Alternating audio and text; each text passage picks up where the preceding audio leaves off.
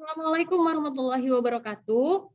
Waalaikumsalam warahmatullahi wabarakatuh. Ibu ucapkan selamat pagi untuk seluruh siswa kelas 10. Nah, semoga sehat-sehat selalu. Nah, dan bisa belajar lebih giat lagi supaya mendapatkan cita-cita yang diinginkan. Oke. Nah, sebelum kita belajar, kita berdoa dulu supaya apa yang dipelajari itu bisa lebih diingat sampai kapanpun. Oke, berdoa dimulai.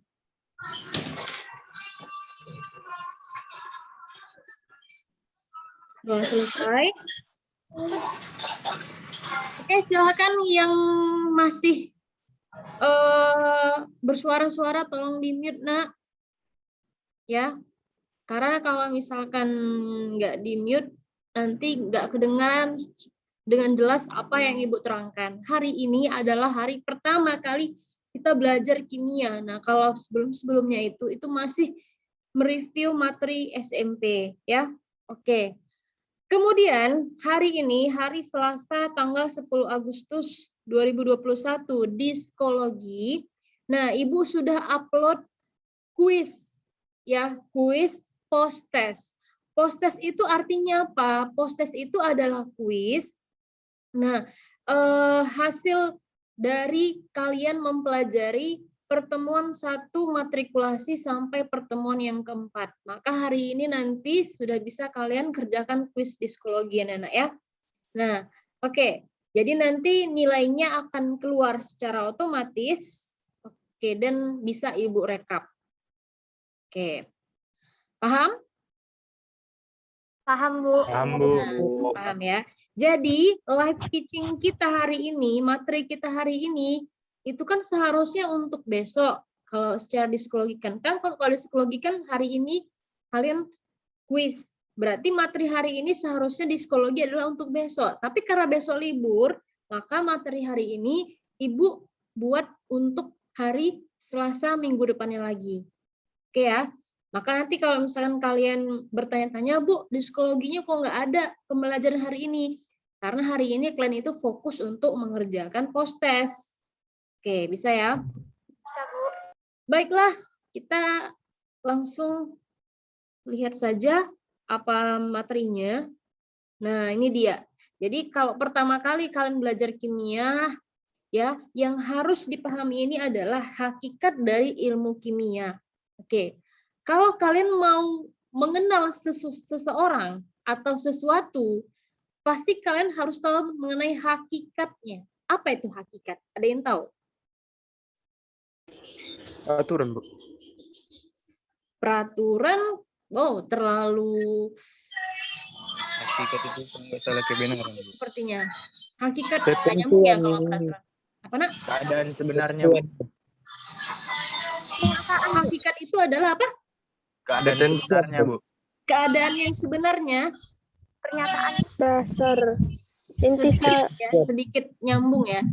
Hakikat itu adalah keberadaan, ya, keberadaan benda itu atau makna dari benda itu. Nah, jadi kita sebelum belajar kimia harus tahu hakikat dari ilmu kimia. Oke, kalau sudah tahu, maka kita harus tahu juga peranan dari ilmu kimia. Nah, dari sini nanti barulah kita bisa belajar mengenai apa itu metode ilmiah. Oke, Ibu rasa tentang metode ilmiah ini kalian sudah pernah dengar ketika di SMP. Oke, langsung saja. Nah, indikator pembelajaran yang akan kita pelajari hari ini adalah bisa menjelaskan hakikat ilmu kimia dan peranannya dalam kehidupan, lalu menerapkan metode ilmiah dalam menyelesaikan masalah kehidupan. Oke. Nah, sebenarnya kimia itu apa sih? Jadi kimia itu adalah berasal dari kata alkimia oleh ilmuwan Arab. Jadi ilmuwan Arab pertama kali yang menemukan tentang definisi dari kimia, yaitu artinya apa? Perubahan materi. Nah, atau ilmu yang mempelajari tentang rekayasa materi, yaitu mengubah materi menjadi materi lain. Oke.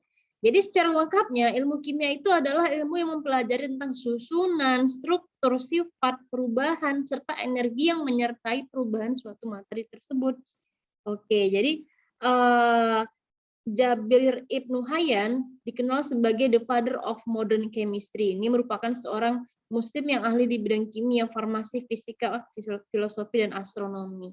Oke, jadi apa kontribusi-kontribusi terbesar di bidang kimia? Ini bisa kalian baca sendiri, ya kan? Artinya, karena ada ilmu kimia, maka penyempurnaan proses kristalisasi, destilasi itu bisa berkembang instrumennya. Nah, ini apa ini? Ini kan sudah kan pelajari. Kristalisasi, destilasi, sublimasi itu merupakan jenis apa itu, Nak? Pemisahan campuran, Bu. Pemisahan campuran, Bu. Campuran. Pemisahan campuran pasti harus ada instrumennya. Instrumennya itu apa? Instrumen itu apa namanya? Alat, Bu. Alat. Digunakan untuk memisahkan campuran. Oke. Kemudian kontribusi kedua adalah berhasil menemukan senyawa-senyawa kimia seperti asam klorida, asam nitrat yang pasti ini berguna ya. Oke, lalu penemuan aqua regia. Aqua regia itu apa? Dengan menggabungkan asam klorida dengan asam nitrat, gunanya apa? Untuk melarutkan emas. Oke. Lalu pembuatan besi untuk mencegah karat dan pertama kali mengaplikasikan penggunaan mangan dioksida untuk pembuatan gelas kaca. Nah, jadi gelas kaca yang kita gunakan sehari-hari itu terbuat dari mangan dioksida, ya dilapisi dengan mangan dioksida. Oke, contoh peranannya. Nah, sekarang tadi kan hakikat ilmu kimia adalah dia mempelajari susunan. Setelah susunan, struktur, sifat, dan perubahan. Nah, susunan itu maksudnya apa? Jadi yang dimaksud dengan susunan itu adalah komponen yang menyusun materi. Kita tahu materi itu adalah segala sesuatu yang menempati ruang dan mempunyai massa, ya kan? Iya, Bu. Terdiri dari dua, yaitu zat dan Campuran. Nah, zat itu terdiri dari dua lagi, yaitu unsur dan Senyawa. Nah, itu harus kalian ingat. Oke, di sini air. Air itu termasuk golongan yang mana, Nak? Apakah unsur ataukah senyawa? Atau campuran? Senyawa. Nah, senyawa H2O atau air tersusun atas unsur H, 2 unsur H dan 1 unsur O. Inilah yang dimaksud dengan susunan tadi. Jadi harus tahu bedanya mana senyawa, mana unsur. Oke. Kalau struktur itu apa? Gambaran atom-atom yang saling berikatan. Nah, jadi air yang kalian nampak secara kasat mata itu kan dia tersusun dari apa? Satu, oke ya, 1 unsur O dan 2 unsur H. Nah, jadi mereka ini tidak begitu saja bebas. Ada ikatan-ikatan yang terjadi antara atom yang satu dengan atom yang lain. Nah, jadi contohnya ini lagi CH4. Nah, dia ada ikatannya antara atom yang satu dengan atom yang lain. Itulah yang disebut dengan struktur. Dan ini nanti, ikatan-ikatan ini akan kita pelajari di semester ini juga ya. Oke. Kemudian tentang sifat. Nah, sifat yaitu ada sifat fisika, ada sifat kimia. Ayo, ada yang masih ingat? Sifat fisika contohnya apa? Contohnya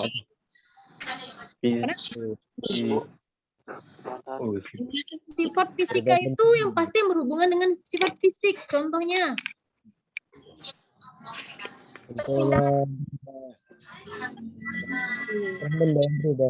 Perubahan wujud. Kalau sifat kimia apa contohnya? Contohnya Benda hidup, ukuran warna, Bu. Karet. Merubah, Fisika sayang. Sifat materi maksud sifat kimia maksud Ibu. Sifat kimia itu menimbulkan contohnya zat apa? baru, Bu. Bukan jas. Menimbulkan zat baru. Itu perubahannya, nah, itu perubahannya. Kalau sifatnya beda loh, sifat sama perubahan.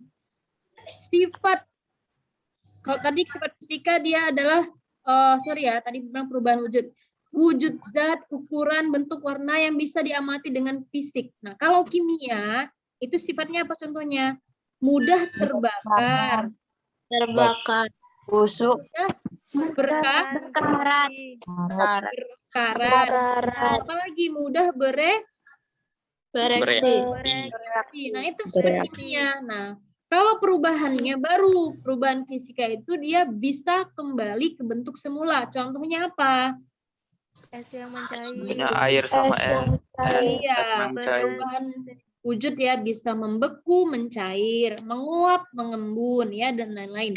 Perubahan kimia berarti yang tidak bisa kembali ke bentuk semula atau yang menghasilkan zat baru. Contohnya apa? Dan suhu. Contohnya kayu terbakar. Iya, Nasi kayu. Dibakar. Oke, nasi yang membusuk ya. Oke. Nah, sekarang peranan ilmu kimia itu banyak ya. Ada dia di bidang pertanian, kedokteran, pangan, industri, dan hukum. Oke. Juga penyelesaian masalah-masalah global seperti krisis energi. Nah, jadi krisis energi ini contohnya adalah kita mencari alternatif bahan bakar.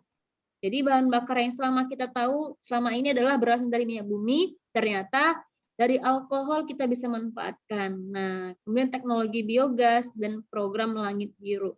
Oke. Maka langsung aja yang ketiga yaitu metode ilmiah. Nah, metode itu artinya apa? Cara. Cara. Ilmiah. Oke, berarti metode ilmiah itu adalah cara yang digunakan untuk menyelesaikan masalah-masalah ilmiah, ya. Nah, apa gunanya? Untuk mengembangkan ilmu pengetahuan, memecahkan masalah dalam kehidupan sehari-hari, menguji ulang hasil penelitian orang lain. Oke, kita langsung aja. Jadi kerja ilmiah ini adalah kerja yang dimiliki para ilmuwan. Tidak hanya ilmuwan, kita sebagai siswa, ya siswa IPA, kan CTF kan IPA semua kan. Nah, harus memiliki sikap-sikap kerja ilmiah, yaitu kalau sikap ilmiah itu adalah jujur dan objektif. Paham ya? Apa itu objektif? Tidak memihak ke Tidak antara memihak, Bu. Iya, yang lain.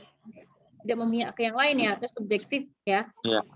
Oke, kemudian sikap proses ilmiah itu ada observasi, ada eksperimen. Nah, produknya adalah ada fakta, ada teori. Oke, kita akan jelaskan lebih lanjut. Oke, langkah metode ilmiah.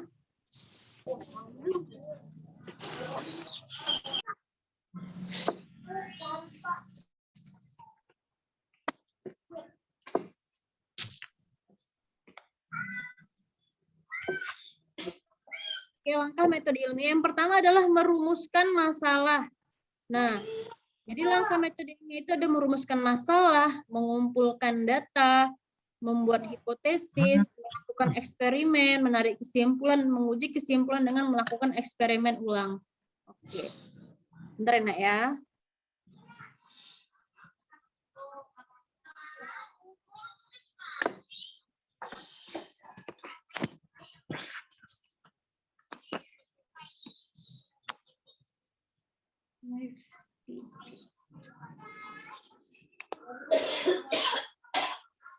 Oke, nah yang pertama adalah merumuskan masalah.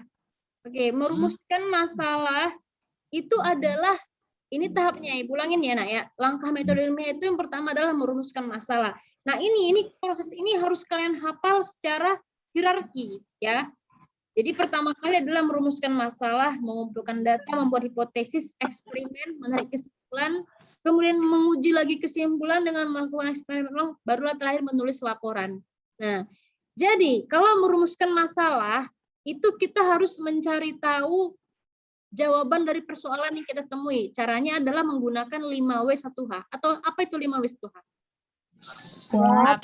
What? Why? When? How? Oke, baik ya. Nah, contoh nih ya.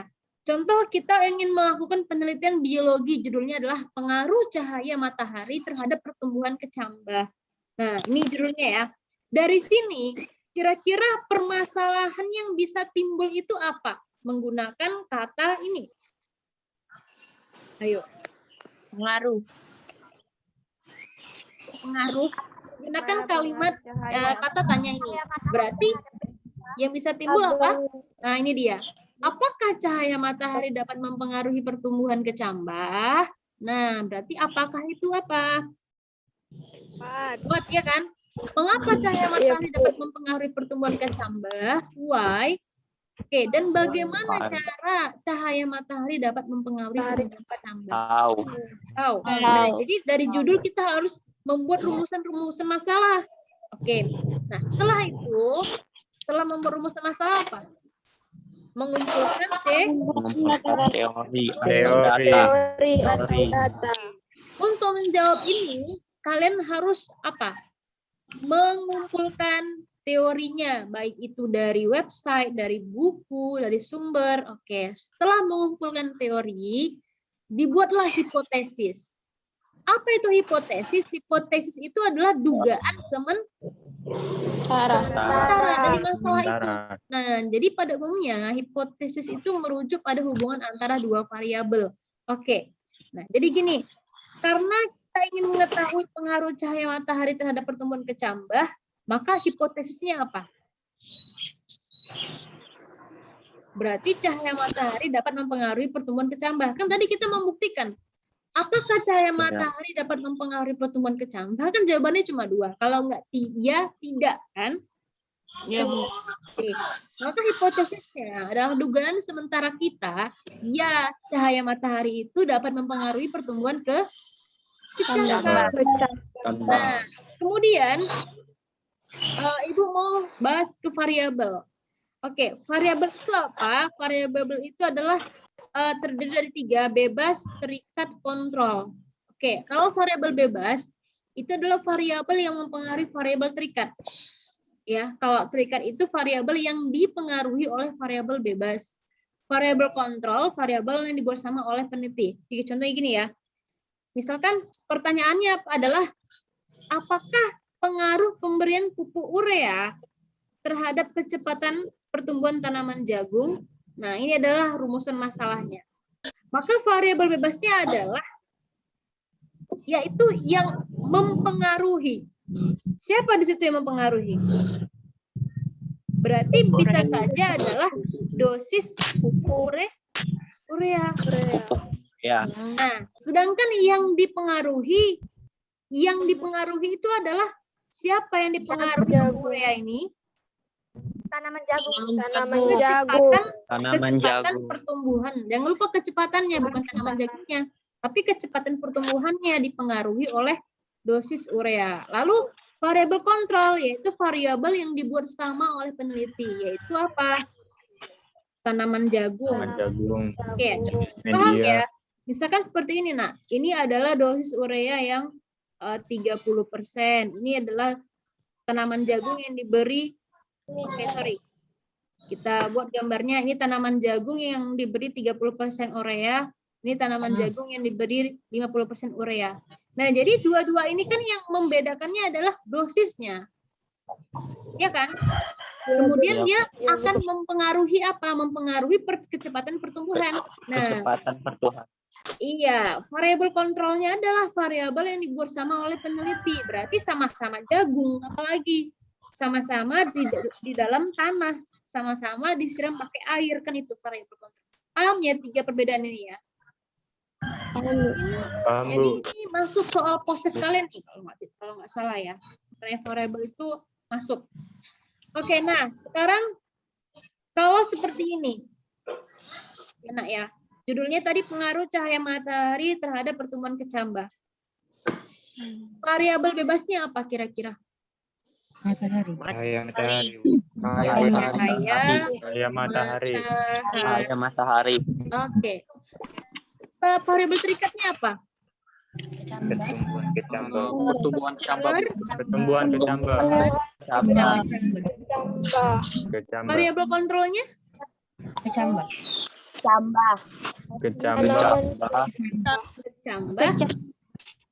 Apa lagi? Wadah, air. Air, tanah, ya kan yang dibuat sama mereka. Oke. kalau cahaya matahari ini salah kalau kalian buat variabel kontrol. Kenapa? Karena nanti bisa saja yang di bawah cahaya matahari sama yang di dalam rumah. Itu maksudnya. Saya membedakan, ada nggak pengaruh cahaya matahari terhadap pertumbuhan kecambah? Ternyata ada, ya kan? Oke. Kemudian tahap berikutnya, setelah kalian itu membuatkan hipotesis adalah melakukan eksperimen. Apa itu eksperimen? Percobaan. Percobaan. Percobaan, Bu. Ya, dilakukan percobaan. Gunanya untuk menguji hipotesis. Caranya apa? Bisa melakukan percobaan di laboratorium, bisa di luar laboratorium. Oke. Setelah melakukan percobaan, lalulah terakhir menarik kesimpulan. Oke, kesimpulan tujuannya untuk membuktikan kebenaran dari hipotesis. Benar atau salah. Ya. Ternyata setelah dilakukan percobaan, kesimpulannya adalah apa? Cahaya matahari dapat mempengaruhi pertumbuhan kecambah, ya kan? Oke.